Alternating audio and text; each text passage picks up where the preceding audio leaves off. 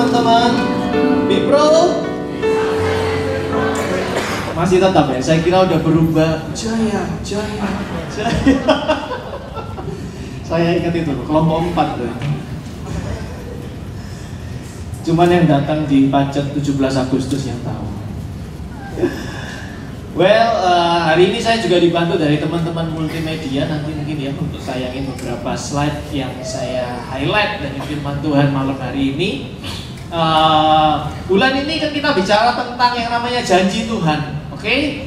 Di Pro setiap bulan tuh bergerak dari tema ke tema, supaya kita dalam setahun itu terarah.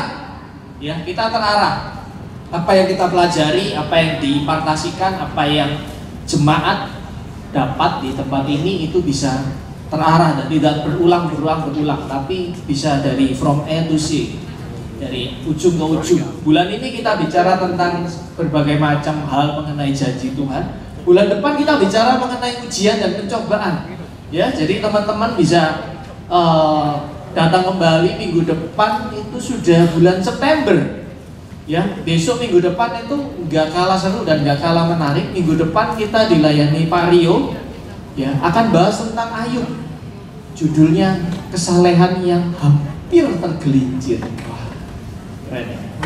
Saya baru tahu nih, Ayub hampir tergelincir. Pernah baca di Alkitab? Nggak pernah kan? Nah, saksikan minggu depan. Ya, nah bulan ini kita kembali ya, kita bicara tentang janji Tuhan. Jangan pikiran kita cuman isinya janji, nanti ujungnya ke materi lagi gitu. Karena umur panjang di tangan kanan, kekayaan dan hormat di tangan kiri. Ya, jangan itu saja yang diambil janji Tuhan ya. Kalau saudara pernah googling di Google ya, dalam Alkitab, saudara ketik di situ berapa janji Tuhan yang ada di Alkitab. Oh, ada ribuan men gitu. Ada yang bilang 3.573 janjinya Tuhan di Alkitab. Ada yang nulis 5.400 something, bahkan ada yang nulis 7.000 sekian. Ya. Tapi ya seberapapun banyaknya janjinya Tuhan, nanti yang menepati ya Tuhan sendiri, satu pribadi, dan Dia tidak pernah lalai dalam menepati janji. Amin. Saya kok merasa dingin ya malam hari ini. Gak tahu AC-nya kenceng atau gimana ya. Gimana kalau menghangatkan suasana, kita tepuk tangan yang paling keras dulu deh. Tepuk tangan juga buat jemaat yang baru hadir di Bipro. Hadir pertama, hadir kedua ya. Saya senang kalau jemaat gak cuma hadir pertama, tapi udah pertama kali ke Bipro, oh enggak, sudah kedua. Udah pertama, oh enggak, udah ketiga. Wah, seneng saya gitu ya. Minggu lalu kita kedatangan 11 jemaat baru teman-teman, for your information ya. Minggu ini belum dapat data pendataannya, belum real time. Nanti kita lihat. Ya, jadi tadi ya kita kembali ke mana sih? Ke Google. Ada ribuan, tapi Tuhan yang akan tidak pernah lalai menepati janjinya. Ya, ada janji Tuhan juga yang diterima personal. Mungkin waktu berdoa, terima janji Tuhan, dapat pewahyuan macam-macam. Ya, tapi dalam Alkitab ada begitu banyak janji Tuhan. Janji yang paling lama kita nantikan adalah janji mahkota kemenangan, mahkota kemuliaan nanti kalau kita sudah bersama Allah Bapa di surga, ya. Dan nanti di bagian akhir ya, gak akhir-akhir banget ya, ini di tengah-tengah menjelang akhir ya. Saya coba akan sharing, saudara. Saya akan sharing ceritakan bagaimana Tuhan menjawab salah satu ya doa saya, atau mungkin bisa salah satu juga klaim akan janjinya Tuhan. Dan itu terjadi secara tidak saya sadari, baru terjadi 14 tahun setelah saya mendoakan hal itu sebenarnya. Ya, jadi hari ini kita bukan bahas tentang janji Tuhan yang janji yang mana A, B, C, D, E, bukan, tapi tentang apa yang harus kita kerjakan saat kita menanti janjinya Tuhan. Karena itu malam hari ini saya beri judul, bisa ditayangi mungkin slide-nya. Nah, ini mungkin kelihatan judulnya. Ya, judulnya adalah itu, Meanwhile, Meeting God in the Way. Bagaimana menemukan purpose atau tujuan saat kita dalam masa menunggu. Saya percaya semua orang di sini punya masa tunggu ya. Pernah menunggu kan? Pernah menunggu, pernah. Pernah di PHP dan menunggu. Sering ya. Jadi meanwhile atau masa penantian itu suatu hal yang nggak bisa dihindari dari hidupnya orang. Pasti orang punya yang namanya menunggu.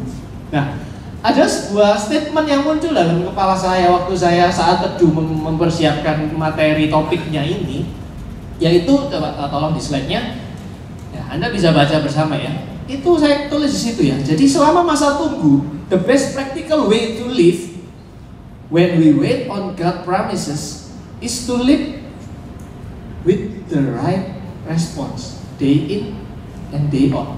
Jadi salah satu cara terbaik, yang paling praktikal, yang paling praktis yang bisa kita kerjakan selama kita menunggu atau menanti sebuah jawaban doa, sebuah kemenangan atau sebuah pergumulan, sebuah janji Tuhan terjadi digenapi dalam hidup kita. Cara paling praktis yang bisa kita kerjain adalah kita hidup setiap hari, day in and day out, with the right response, dengan satu respon hati yang benar. Bulan lalu saya cerita respon hati yang tentang pekerja di kebun anggur ya. Nah, sekarang beda lagi nih, ya. Jadi respon yang kita, kenapa kok saya bilang ini the best practical way? Karena begini, saudara. Setiap hari kita mengalami berbagai macam situasi kondisi, oke? Ada yang baik, ada yang buruk, ada yang sesuai plan kita, ada banyak juga yang di luar plannya kita. Nah, respon kita saat menghadapi berbagai macam hal itu, hal besar, hal kecil dalam hidup kita sehari-hari. Respon hati pertama kali kita menghadapi, dapat omongan A, respon hati pertama kali kita yang muncul, itu yang akan membentuk yang namanya satu sifat atau sikapnya kita. Oke? Jadi dari respon itu bentuk satu sikap atau sifat. Nah, kumpulan dari sifat sikap ini setiap hari, 1 hari, 10 hari, 1 bulan, 1 tahun, 5 tahun, 10 tahun, itu bentuk yang namanya karakter. Oke? Bentuk yang namanya karakter. Nah, karakter ini yang sering kali diurusin sama Tuhan. Kenapa? Karena dari karakternya manusia itu Tuhan bisa menilai yang namanya, oh, anakku ini sudah sampai levelnya ini, dia sudah siap untuk saya beri janji yang sebelah sini. Oh, saya sudah siap, dia sudah siap untuk saya beri janji yang sebelah sini. Oh, saatnya janjiku yang ini digenapi. Karena apa? Karena dia karakternya udah siap. Seringkali kita dengar orang, wah, orang itu sayang ya, dulu usahanya, bisnisnya merintis, ketika sukses besar terus jatuh. Kenapa? Karakternya nggak siap sih. Sering ya kita dengar begitu ya, sering banget. Nah, karena itu saudara, ujungnya tadi akarnya adalah respon hatinya kita setiap hari dalam hidup sehari-hari itu yang benar-benar sangat diperhitungkan sama Tuhan, saudara. Respon kita setiap hari itu jadi satu faktor, salah satu faktor yang sangat, it's very matter, itu sangat diperhitungkan sama Tuhan, saudara, dalam tadi penggenapan berbagai macam janji yang sudah banyak ditulis di Alkitab. Ya, coba hari ini kita mau belajar dari seorang tokoh yang namanya Yusuf. Ya, kita buka di Alkitab Kejadian 37 ayat yang pertama. 37. Buka Alkitab aja ya, multimedia terus buka Alkitab. Hai. Kejadian 37 ayat yang pertama sampai ayat yang keempat.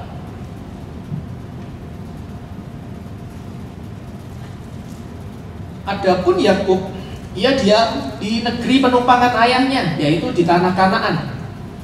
Inilah riwayat keturunan Yakub. Yusuf, nah ini tokoh yang kita bahas malam ini ya. Tatkala berumur 17 tahun, jadi masih muda, biasa menggembalakan kambing domba bersama dengan saudara-saudaranya, anak-anak Bilha dan Silpa, kedua istri ayahnya. Dan Yusuf menyampaikan kepada ayahnya kabar tentang kejahatan saudara-saudaranya. Israel atau Yakub tadi lebih mengasihi Yusuf dari semua anak yang lain, sebab Yusuf itu anaknya yang lahir pada masa tuanya, dan ia menyuruh membuat jubah yang maha indah bagi dia. Setelah dilihat oleh saudara-saudaranya bahwa ayahnya lebih mengasihi Yusuf dari semua saudaranya, maka bencilah mereka kepadanya dan tidak mau menyapanya dengan ramah. Saudara, di ayat yang ketiga dibilang jelas-jelas bahwa Yakub atau Israel lebih mengasihi Yusuf dari semua anaknya yang lain.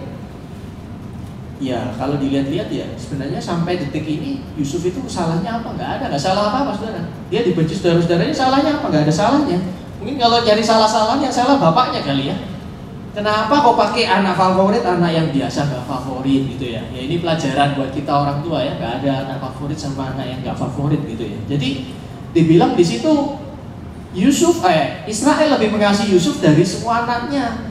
Sebab itu anak yang dilahirkan pada masa tuanya, dan ia menyuruh membuat jubah yang indah bagi Yusuf gitu. Jadi kalau dilihat Yusuf ini juga, kalau kita lihat ya, karakternya itu karakter yang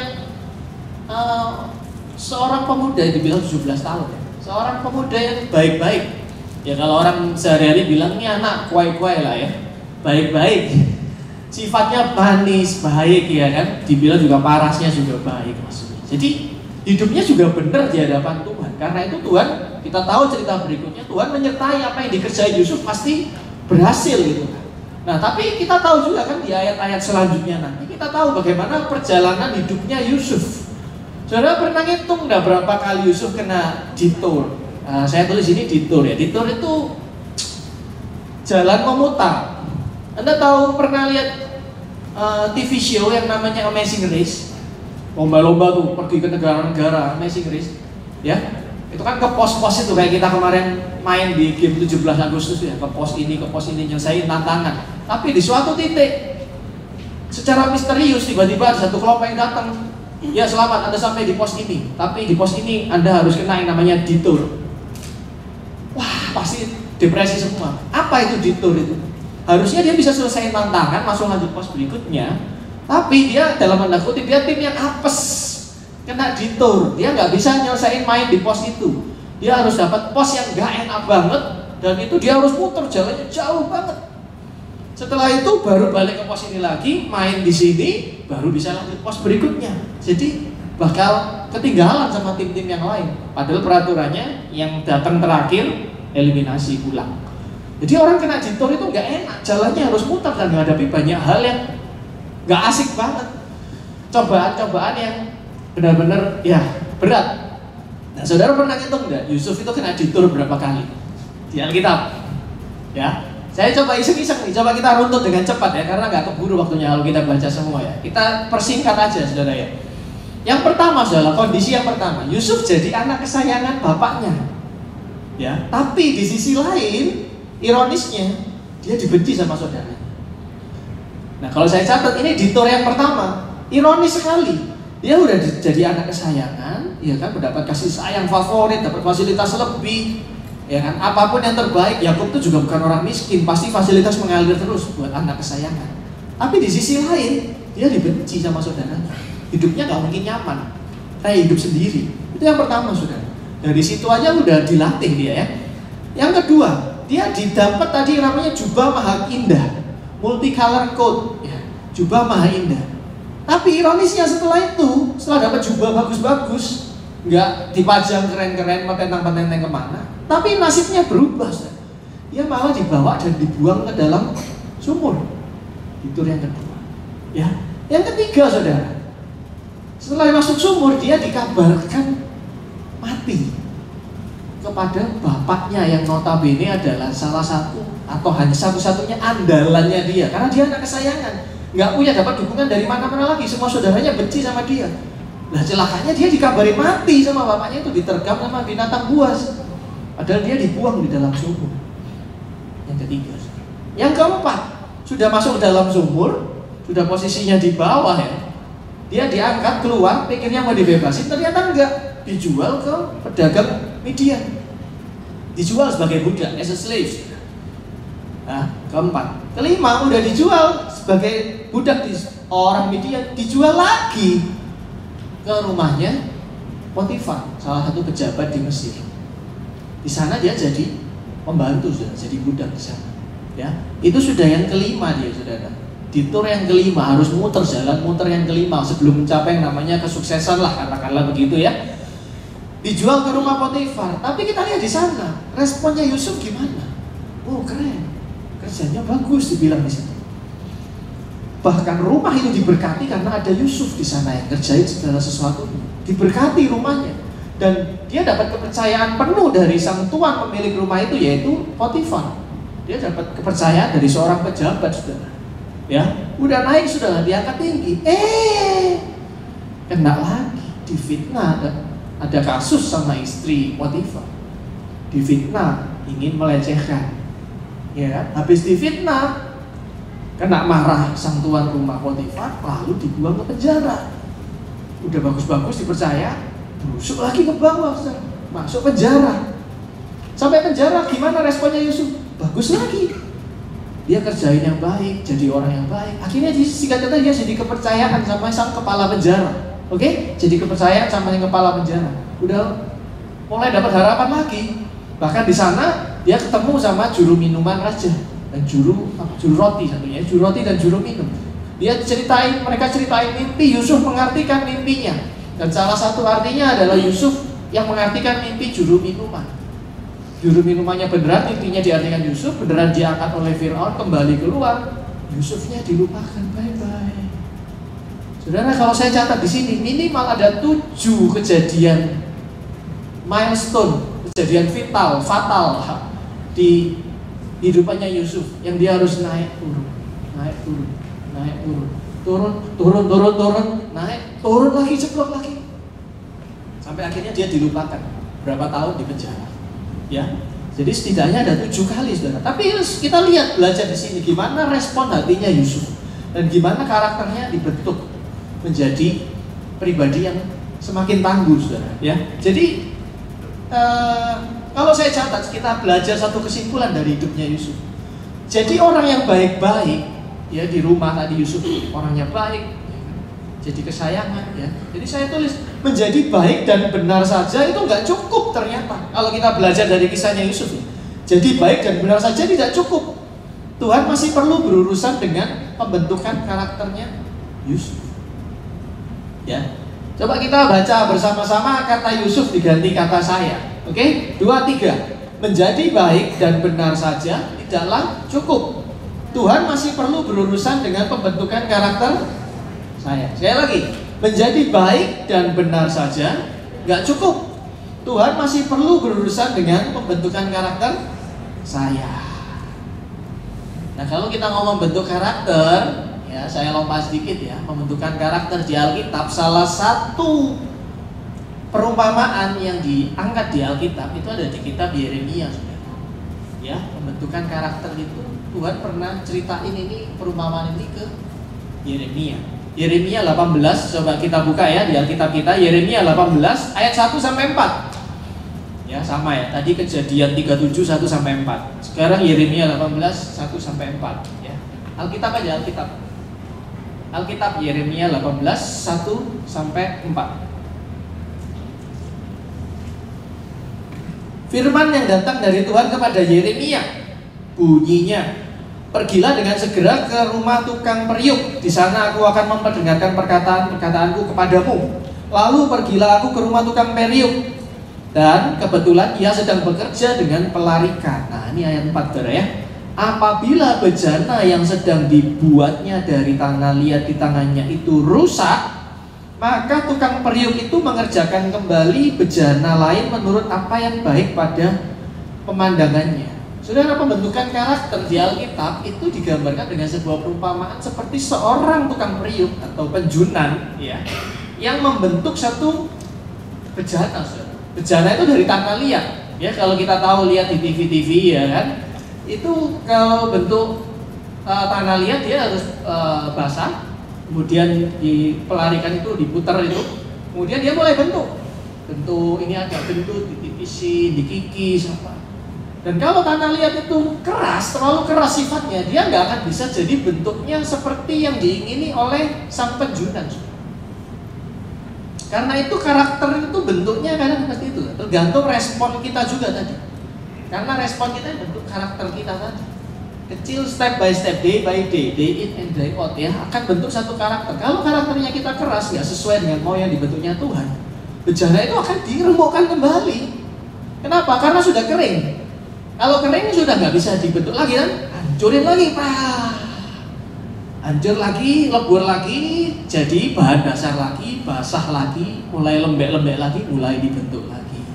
Sama kayak Yusuf tadi, sudah mau jadi, nggak sesuai dibentuknya, ada yang masih kurang, pecahin lagi dia, turun lagi ke bawah, dibentuk lagi, bagus lagi, pecahin lagi, dah, naik turun, dinamikanya begitu sudah. Jadi, tapi ada satu yang menarik sudah di ayat yang keempat. Coba kembali ke slide saya tadi, ayat yang keempat.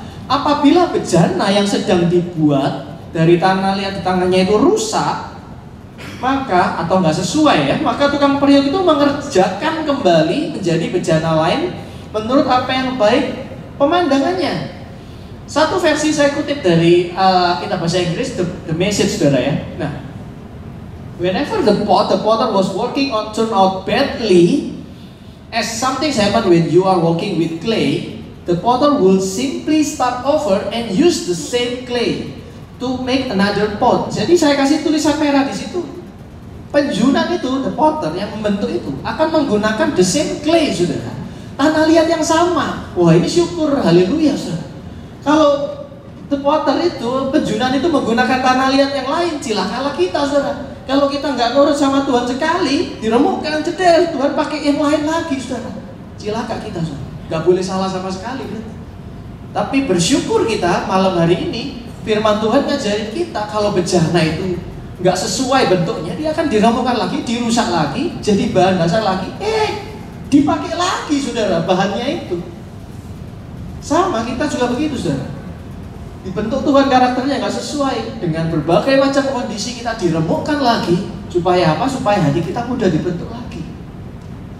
Syukur Tuhan nggak pakai orang lain. Tuhan nggak cepat menyerah sama kita.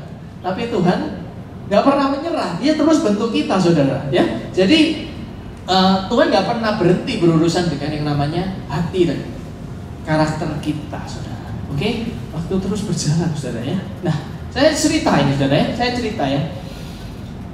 Di barat, di Amerika ya, ada seorang ahli psikologi. Dia backgroundnya seorang guru, ya. Dia seorang guru. Dia mengajar, sudah ngajar berapa lama di sebuah sekolah. Dia mencoba mengamati, saudara ya, bagaimana murid-muridnya dia. Di akhir semester dia lihat kok ada yang performanya bagus, kok ada yang performanya jelek ya, kok ada yang nilainya bagus, ada yang nilainya jelek ya. Terus dia tracing ke belakang. Ternyata orang-orang yang dapat nilai jelek ya atau dapat nilai bagus itu semua enggak ditentukan dari tinggi rendahnya IQ murid-muridnya itu, saudara. Ada yang biasa-biasa aja, performanya tambah ke belakang tambah bagus. Ada yang IQ-nya bagus, tambah ke belakang tambah turun performanya. Ya, singkat cerita setelah berapa tahun dia selesai ngajar, dia lanjut studi. Dia lanjut studi dan dia mengambil yang namanya jurusannya seorang psikologi. Ya, dia jadi dokter kalau saya sampai jadi profesor. Cewek, saudara ya, cewek keturunan Asia. Tapi dia tinggal di Amerika. Nah, dia bikin sebuah research, ini sangat menarik, saudara. Dia bikin sebuah research, sebuah penelitian, ya, yang dilakukan respondennya itu yang diteliti adalah anak-anak dan orang dewasa. Dan dia ambil risetnya dilakukan di beberapa tempat, dan itu tempat-tempat yang sangat challenging, saudara, yang sangat menantang. Contohnya yang pertama, saudara, dia lakukan riset di West Point Military Academy. Ya, ini akademi militer di West Point, US, di Amerika ya. Mereka di sana, tim ini mencoba memprediksi, saudara, siapa para kadet atau murid ya, sebelum mereka jadi prajurit mereka disebut kadet. Siapa para kadet ini yang bakalan selesaikan semua pendidikan militernya dan lulus, dan siapa kadet yang akan drop out. Wah, keren ya penelitiannya. Nggak cuma satu tempat, saudara, nggak mau cuma satu tempat, nggak valid. Dia ambil tempat kedua. Mereka pergi ke namanya kejuaraan nasional spelling bee. Di Indonesia kurang familiar ya. Spelling bee itu yang kejuaraan yang mengeja, ya, mengeja, misalnya hotel, HOTEL. Nah itu, kalau di sono itu terkenal banget sampai ada kejuaraan nasionalnya. Ya, mereka coba memprediksi murid mana yang paling bertahan, yang paling panjang, paling lama bisa ikut kejuaraan itu. Tempat yang ketiga, mereka pergi ke salah satu sekolah di Chicago. Coba memprediksi murid mana yang nanti lulus dengan nilai excellent. Respondennya di sekolah itu ada 1000 murid lebih. Ya, mereka mengamati lebih sampai ke kondisi keluarganya, kondisi orang tuanya, kerjanya apa, background keluarganya gimana, finansialnya seperti apa. Semua di tracing, dan mereka butuh 1 tahun ajaran, diselesaikan 1 tahun untuk menyelesaikan researchnya. Tempat yang terakhir, tempat yang keempat, mereka datang ke sekolah yang terkenal banyak anak nakalnya. Nah, yang disurvei bukan muridnya, yang disurvei gurunya. Mereka mencoba memprediksi guru mana yang bertahan paling lama ngajar di sekolah ini nanti dalam 1 tahun terakhir sampai ajaran itu selesai, dan yang resultnya bagus kepada murid-muridnya itu. Subjek utamanya adalah guru baru, the rookie teachers, bukan guru yang sudah lama-lama ya, guru yang baru join. Jadi ada 4 tempat yang sangat menantang dengan berbeda-beda tantangan dan kondisinya, saudara. Nah, dalam semua konteks yang sangat berbeda-beda tersebut, semuanya kondisinya menantang ya. Nah, ada satu yang namanya persamaan karakteristik yang muncul, disimpulkan sebagai satu kunci keberhasilan. Dan itu bukan IQ, bukan social intelligence, bukan kondisi fisik kuat-kuatan, bukan kondisi keluarganya baik atau buruk, ya, bukan kepintarannya, bukan orang kaya atau miskin, bukan juga penampilannya menarik atau tidak. Ini yang bikin saya bersyukur, saudara. Puji Tuhan ya, keberhasilan kita nggak ditentukan oleh tadi semuanya itu. Tapi ada satu karakteristik yang mereka dapati pada orang-orang yang berhasil tadi menyelesaikan semua tantangan di semua bidangnya tadi. Apa itu, saudara? Itu disebut sebagai grit. Pernah dengar? G-R-I-T. Grit. Terjemahan bahasa Indonesia bebasnya ini namanya ketabahan hati. Ya, grit. Ya, grit is the power of patience and perseverance for very long term goal. Ya, jadi grit adalah semangat dan ketekunan untuk mencapai tujuan jangka panjang. Grit itu melekat sama masa depannya kita, saudara, hari demi hari, bukan untuk 1 minggu, 1 bulan, 1 tahun, tapi tahun demi tahun. Tadi, day in and day out. Tekun berusaha dengan terus mencapai yang namanya sebuah tujuan. Jadi grit adalah menjalani hidup dengan penuh stamina, ada endurance, karena life is a marathon, saudara. Life is not a sprint. Hidup itu lari maraton, nggak cuma sekedar lari sprint. Jadi Tuhan mempergunakan berbagai kondisi tadi untuk mengangkat dan meremukkan seorang yang bernama Yusuf tadi berulang kali untuk menumbuhkan yang namanya tadi grit. Karena dari grit itu akan lahir hati yang tengguh dan karakter yang tangguh dan mengandalkan Tuhan.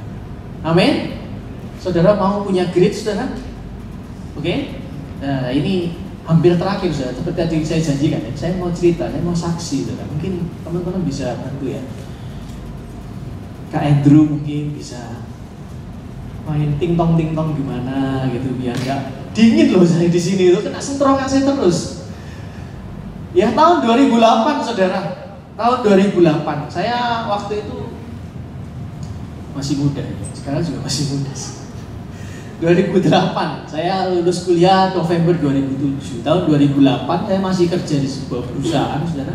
Waktu itu saya ditugasin, dapat tugas, saya harus ngurus sebuah event di Singapura, saudara.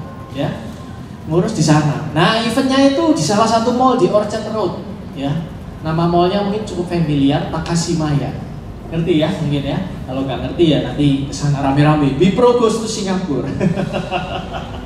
Oke, nah saya di sana ditugasin ngurus event di sana 2 minggu, saudara. Jadi saya 2 minggu di sono.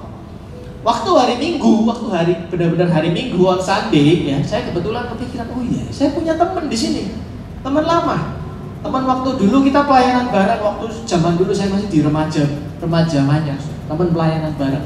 Waktu itu saya pelayanan di tim doa, saudara. Ini salah satu teman di tim doa. Dia studi di Singapura, dan ya singkat kata sampai hari ini pun dia masih di Singapura, masih tinggal di sana, ya. Nah, kita kontak, habis itu dia ngajakin saya, lu Minggu kerja nggak? Ya kerja, tapi sorean nggak apa-apa sih, nggak harus datang pagi kalau hari Minggu. Ya oke. Gimana kalau kita ibadah dulu kan hari Minggu? Saya mau ke gereja, kamu mau ikut nggak? Oke, kita ikut. Berangkat ya, ketemuan janjian di stasiun MRT ini, kita ketemu. Oke, setelah itu kita berangkat bareng-bareng. Singkat kata saya diajak ibadah, saudara, ke gerejanya tempat dia beribadah. Ujung, saudara, karena ibadahnya di City Harvest Church. Oke, waktu itu hari itu yang khotbah Pastor Konghi. Di tengah-tengah Pastor Konghi khotbah, dia panggil sepasang suami istri, saudara. Sepasang suami istri maju ke panggung, dia cerita, ini suami istri ini saya perkenalkan namanya ini sama ini. Oke, semua jemaat menyambut dengan wah, sukacita. Berdebar-debar, ini kenapa? Mau apa mereka dipanggil? Mereka dipanggil, diceritain sekilas sama Pastor Konghi. mereka ada masalah di keluarganya, sampai mengalami sebuah krisis, perceraian, perekonomian segala macam. Tapi setelah mereka mengandalkan hidupnya sama Tuhan, Tuhan menolong mereka. Singkat cerita, yuk mereka dipersilakan maju ke depan, 2 orang, suami istri. Mereka bawakan kesaksian. Mereka tulis kesaksiannya di kertas, di selembar kertas putih, baca. Dan mereka hanya membaca saja, karena panjang kesaksian. Mereka baca supaya nggak ada yang meleset. Baca. Hari itu saya duduk di antara ribuan orang yang hadir di ibadah hari itu. Waktu dengar kesaksian itu, hati saya itu rasanya terenyuh banget gitu, saudara ya. Sampai saya nggak sadar, saudara. Tiba-tiba dalam hati saya itu muncul yang namanya sebuah doa yang refleks, yang nggak pernah kita rencanakan sebelumnya. Di tengah mereka kesaksian, mereka belum selesai bersaksi, saudara. Dalam hati saya sudah lahir yang namanya doa itu, saudara. Apa itu doanya? Saya bilang begini sama Tuhan, Tuhan, someday Tuhan, suatu hari Tuhan, saya pengen jadi kayak mereka, bisa bersaksi buat menceritakan mujizat kebesarannya Tuhan. Dan saya nggak sendiri Tuhan. Saya spesifik bilang, saudara, saya mau saksi sama pasangan hidup saya, saudara. Saya mau cerita sama mereka bahwa Tuhan itu hebat, Tuhan itu hidup, Tuhan pasti tolong, ya kan? Karena, nah ini saya klaim, ada firman Tuhan, Kisah Para Rasul 1, ya kan, ayat yang ke-8 dikatakan di sana, dan kamu akan menjadi saksiku di Yerusalem dan di seluruh Yudea dan Samaria, bahkan sampai ke ujung bumi.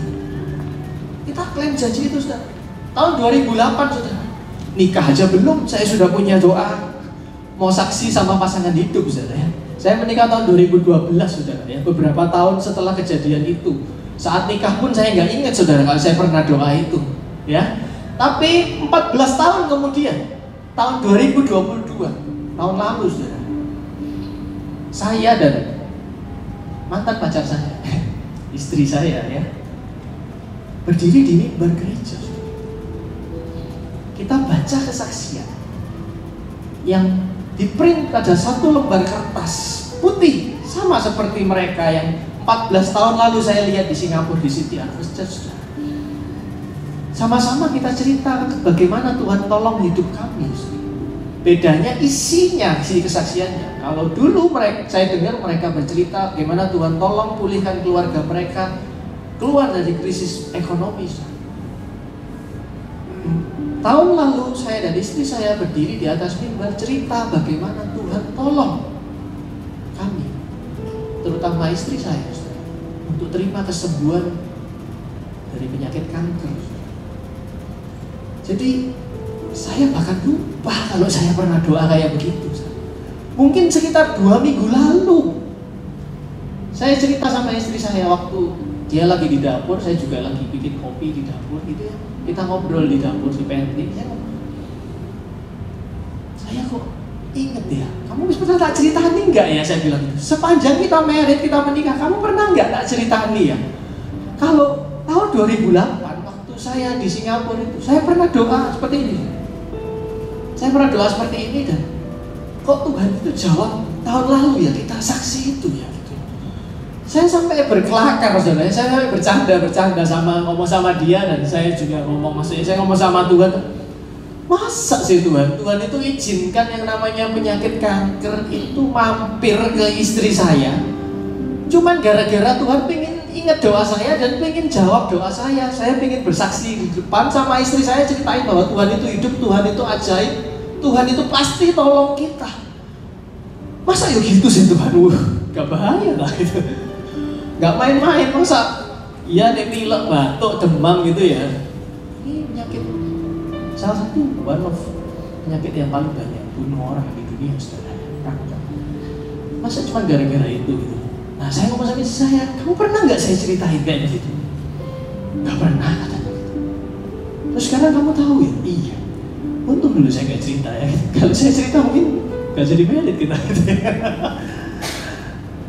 Jadi bahkan dari doa yang sesederhana itu, saudara, dan klaim akan firman Tuhan, kamu akan jadi saksi. Bahkan dari yang sesederhana itu saja Tuhan jawab. Bahkan di saat yang doa itu sudah lupa, Tuhan ingat, Tuhan setia. 14 years, 14 tahun sudah.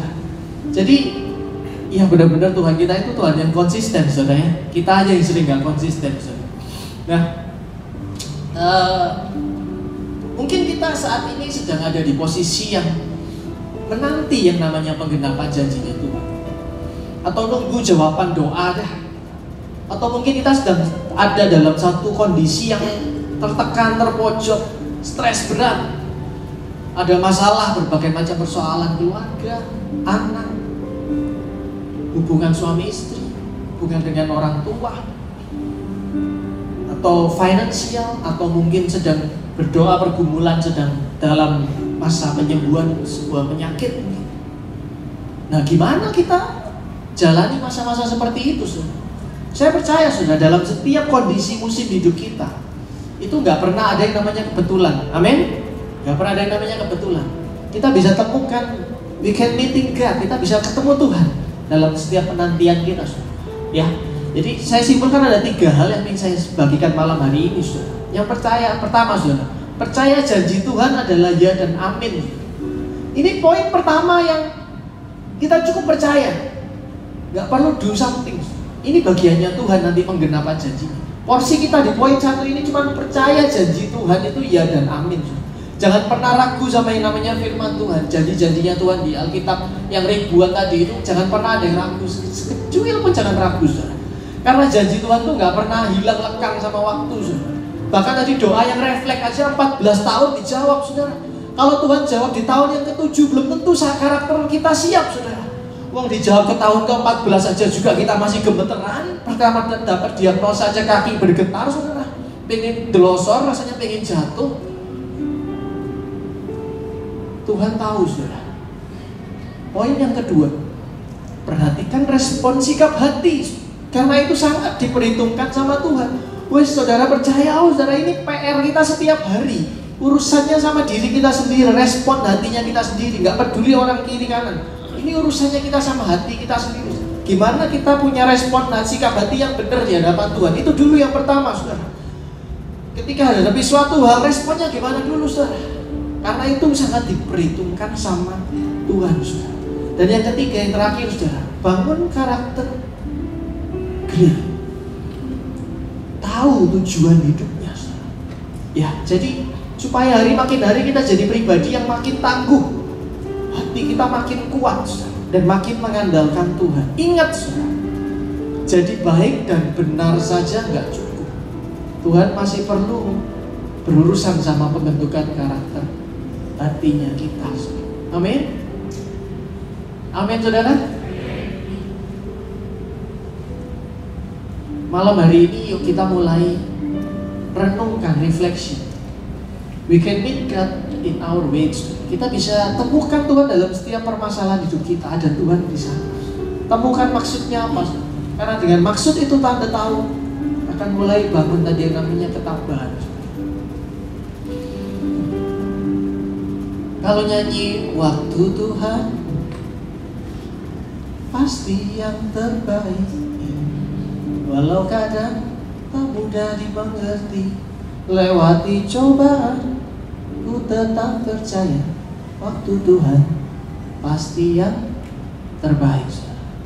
Kalau sebelumnya sudah nyanyi itu dengan udah nangis di pojokan gitu ya, meringkuk, playing victims gitu ya. Hari ini saya berdoa Anda nyanyi itu, tapi sudah diperlengkapi 3 hal ini. Ketika kita ngomong waktu Tuhan pasti yang terbaik, percaya janjinya Tuhan ya dan amin. Respon hatinya kita terus dilatih. Tujuannya apa? Supaya benar di hadapan Tuhan dan ada karakter grit yang terbangun. Amin, saudara. Waktu Tuhan pasti yang terbaik. Waktu Tuhan pasti yang terbaik. Karakter itu salah satunya yang pasti diurusin sama Tuhan, never ending. Dari kita lahir sampai kita selesai, waktu Tuhan pasti yang terbaik. Amin. Mari kita bangkit berdiri.